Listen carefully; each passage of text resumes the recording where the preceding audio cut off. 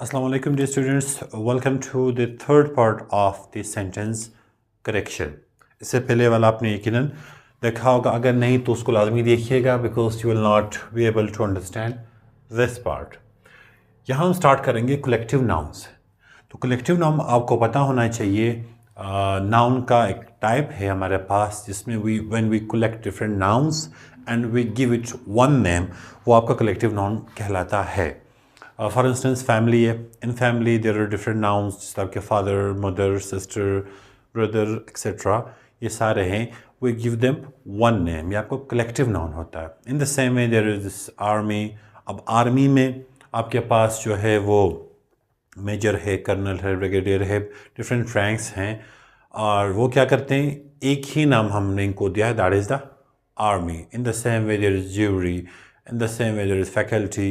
बहुत सारे जब एक साथ होते हैं इनको एक नाम दिया जाता है, वो है कलेक्टिव नाउन. अब कलेक्टिव नाउन में हमसे मिस्टेक्स क्या होती है, अक्सर हमसे सब्जेक्ट वर्ब एग्रीमेंट्स की मिस्टेक्स होती हैं और बहुत सारी ऐसी हैं जिनको हम यहाँ इंशाल्लाह समझेंगे. सो अब आप इसको स्टार्ट करते हैं. Collective noun a girl is, ये थोड़ा सा है आपके सब्जेक्ट वर्ब एग्रीमेंट का. अ गर्ल, आ मीन्स एक, विच इज़ योर आर्टिकल, और कौन सा आर्टिकल है, इंडेफिनिट आर्टिकल. गर्ल सिंगुलर है तो आप इसके साथ इज़ लगाएंगे. A girl is sitting on the table, right. तो a girl is and 10 girls are, जब ज़्यादा हो गई फिर हम इसके साथ क्या पुट करेंगे, आर पुट करेंगे. जिस तरह से आपके पास है a group is, many groups are. यहाँ तक बड़ा सिंपल है, आपको समझ भी आ रहा है. थोड़ा सा और आगे देखते हैं. Group is, many groups are, right. ये है इसका.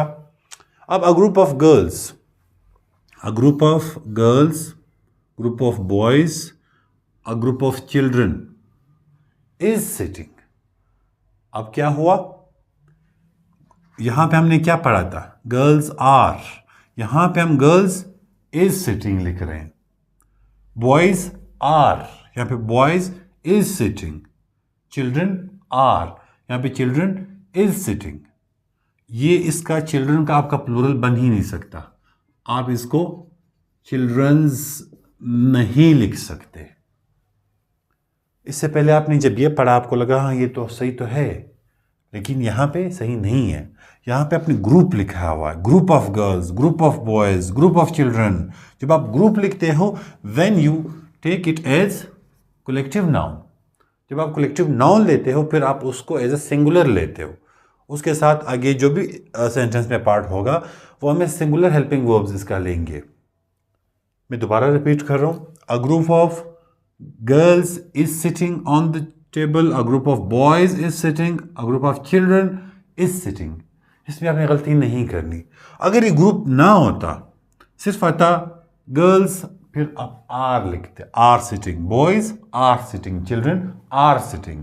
अब जब आपने ग्रुप लगा दिया तो ये आपका हुआ कलेक्टिव नाउन, और कलेक्टिव नाउन में आप उसको एज अ सिंगल ही लेते हैं. आगे देखते हैं. Two groups are competing, two groups are competing. अब यहाँ पे ये दो ग्रुप्स के साथ मैंने आर क्यों लगाए, लेकिन यहाँ पे नहीं लगाया, क्योंकि ये दो डिफरेंट ग्रुप्स हैं. एक ग्रुप ये हुआ, एक ग्रुप आपका वो हुआ. ये दोनों जब आपस में कंपीट करेंगे फिर हम आर लगाएंगे इसके साथ, राइट. यहाँ जो बात हो रही है वो एक ही ग्रुप की हो रही है. ये जो है अ ग्रुप ऑफ गर्ल्स, यहाँ लड़कियां हैं, are is sitting. A group of girls, ये सारी जाके एक जगह पे बैठी हैं, तो हम इस ग्रुप को एक ले रहे हैं. इस सेंटेंस में टू ग्रुप्स आर कंपीटिंग, इनको हम इस ग्रुप को अलग ले रहे हैं, इसमें अलग से बच्चे हैं. इस ग्रुप को अलग ले रहे हैं, इसमें अलग से हैं. So two groups are competing हमने लिख लिया. Then two groups of boys are competing, वही बात है, two groups of boys, boys और girls. Then a group of girls is sitting, फिर वही पुरानी वाली बात, a group of girls is sitting हम लिख रहे हैं. इन सिंपल वर्ड्स, आप अगर ग्रुप ले रहे हो किसी भी बॉयज़ गर्ल्स किसी भी चीज़ का, और उसका अगर आप कलेक्टिव नाउन ले रहे हो तो फिर आप वहाँ पे इज़ लगाओगे, आर नहीं. प्लूरल उसको शो नहीं कराओगे, राइट। तो ये इसका आता है। इसमें आप आगे देखते हैं क्लास इज, क्लासेस आर, जिस तरह से आपने ये वाला समझा था यहाँ पे, क्लासेस आर, ठीक है। Army is, right. जब आर्मी इज फाइटिंग आप लिख लोगे तो उसमें ये कि एक आर्मी लड़ रही है, आर्मी इज, हमारी एक आर्मी लड़ रही है। अगर आप आर्मीज आर, आप आर लिख रहे हो तो फिर ये होगा एक मुल्क की आर्मी दूसरी मुल्क की आर्मी से लड़ रहे होंगे, फिर हम अगेन उसमें आर पुट करेंगे, आर्मीज आर में। उसके बाद आपको डिपार्टमेंट है। डिपार्टमेंट में बहुत सारे लोग होते हैं, डिफरेंट डेजिग्नेशंस होती हैं। तो डिपार्टमेंट आप लेंगे क्या, singular department is, committee is, heard is. ये हर्ड इज, हर्ड किसको कहते हैं उस थोड़ा सा आगे जाके फिर हम इसको देखते हैं। हर्ड ये जो आपके माल मवेशी होते हैं वो आपका हर्ड है। और crowd is, public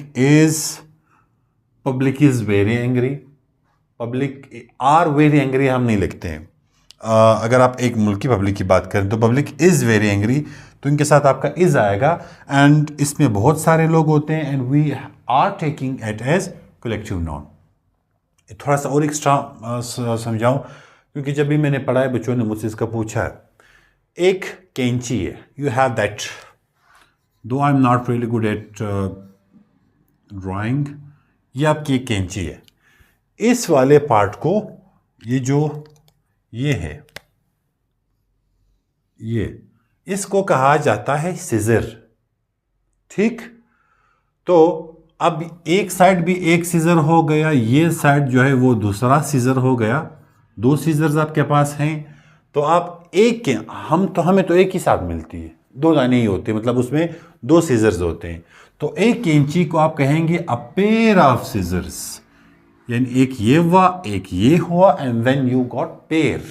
a pair of scissors is, आप इसको सिंगुलर लेंगे क्योंकि आपके पास तो एक कैंची है, राइट। अब दो कैंचियां आपके पास हो गई, देन आप लिखेंगे two pairs of scissors are. अब एक ये हो गई, एक इसी तरह की दूसरी आपके पास होगी। Two pairs of scissors are, one pair of scissors is. बस आपने सिर्फ ये जहन में रखना है, जब भी आपके सामने ये वर्ड आएगा सीजर वन सीजर टू, तो आप इसको फिर जब दो दाने होंगे फिर आप इसको सीजर्स कहेंगे। और जब आप इसको एज अ पेयर लेंगे, पेयर ही होता है, फिर आप आखिर में साथ इज लगाएंगे, आर नहीं।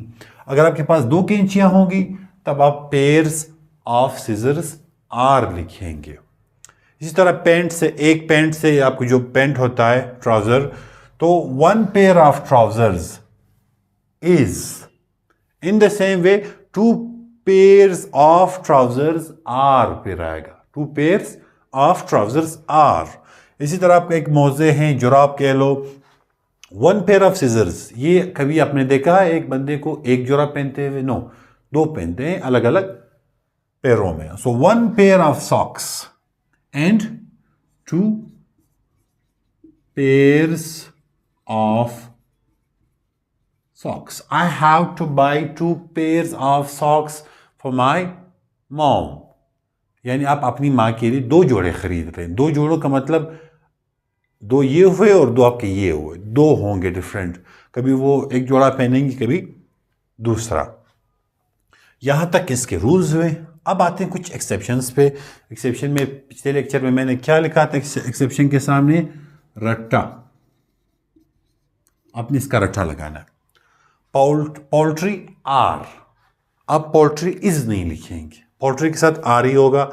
अब ये ऐसा क्यों है, ये कलेक्टिव नाउन क्यों नहीं, ये कुछ और क्यों नहीं है? ये कुछ भी नहीं है, because this is what the grammarians have said कि आप इसको ऐसे ही लेंगे। तो poultry are, then cattle are और हर्ड इज। पहले हमारे पास हर्ड आया था, कैटल आर और हर्ड इज, यहां पे we have it, herd is. Herd किसको कहा जाता है? हर्ड कहा जाता है जो आपके माल मवेशी होते हैं। हर्ड में आपके पास बकरी आएगी, दुम्बा आएगा और उसके साथ बेल और ये गायें वगैरह, ये सारी चीज़ें उसमें होंगी हर्ड में, राइट। तो फिर आप उसको कलेक्टिव नाउन लेंगे, क्योंकि जब बहुत सारी चीज़ों को आपने एक साथ कर लिया, आप उसको कलेक्टिव नाउन लेते हैं। लेकिन जब आप कैटल बोलते हैं, कैटल में आपके पास सिर्फ गायें वगैरह और गायें, बुल वगैरह, ये जो बड़ी चीज़ें, ये दोनों आती। तो इस कैटल्स बोलने से आपको समझ जाएगा कि स्पेसिफिक चीज़ों की बात हो रही है। हर्ड में स्पेसिफिक चीज़ों की बात नहीं हो रही। तो कैटल आर, हर्ड इज।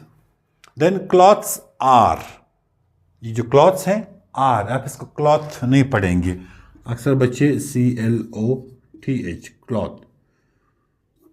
जब आप क्लॉथ बोलते हैं, आपके वो बन जाता है क्लॉथ द बेबी, बच्चे को मतलब ड्रेस करवाओ, आपका वो बनता है। फिर आता है police, police are, policeman is. ये जो आपकी पुलिस होती है, इसके साथ आप हमेशा आर लगाएंगे। The police are coming, the police are coming. I have called the police, they are on their way. लेकिन अगर आप इसके साथ मैन लगा देते हो, एक आदमी को स्पेसिफाई कर रहे हो, then you will put is with it. The policeman is, आपने मैन लगा दिया, एक आदमी कर लिया, फिर आप इज लगाओगे। अदरवाइज अगर आप सिर्फ पुलिस लिख रहे हो तो पुलिस आर हो जाएगा। देन पीपल आर, पीपल लोग हैं, people are.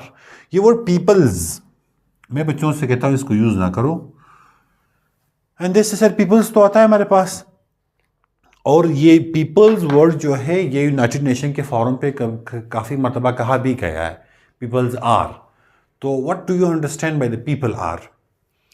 Peoples are, peoples word है, इसका प्लूरल नहीं है पीपल का, लेकिन है सही। जब पाकिस्तान के जो लोग हैं उनको आप पीपल कहोगे, people of Pakistan are doing this and that, right. लेकिन जब आप डिफरेंट इलाकों के कंट्रीज़ के लोगों को रेफ़र कर रहे हों, तब आप पीपल्स आर लिखोगे। सिर्फ पाकिस्तान के लोग हैं, people is, and sorry people are, और द वर्ड पीपल आपको मैं समझा रहा हूँ, पीपल।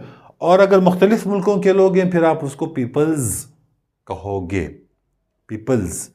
तो ये एक डिफरेंस है, एक मुल्क के लोग पीपल, बहुत सारे मुल्कों के लोग पीपल्स। और यहाँ पे एंड हो जाता है ये। हम मिलते हैं इंशाल्लाह part 4 of the sentence correction. तब तक के लिए take a good care of yourself. कोई भी question you can ask in the comment section. Thank you.